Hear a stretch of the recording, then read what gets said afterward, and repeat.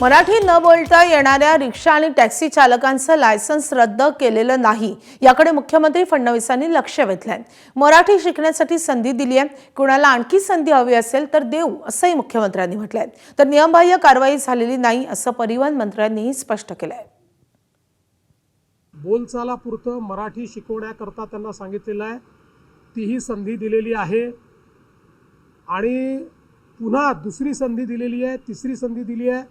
आताही कोणाचाही लायसन्स रद्द केलेला नाही, संधीच दिलेली आहे।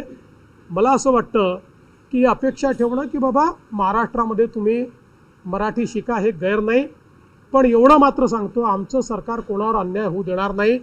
आणि जर त्यांना असं वाटत असेल की आम्हाला अजून संधी पाहिजे आहे, आम्हाला अजून वेळ पाहिजे आहे, तर त्यांना वेळही वाढवून द्यायला सरकार तयार आहे।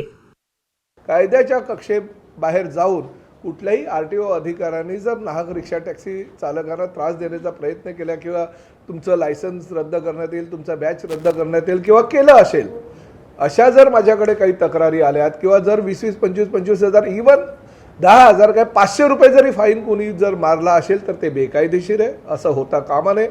कारण नसताना कायद्याच्या बाहेर जाऊन जर RTOचे अधिकारी चुकीची भूमिका घेत असेल तर त्यांना सुद्धा कारवाईला सामोरं जावं लागेल। ABP माझा, उघडा डोळे बघा नीट।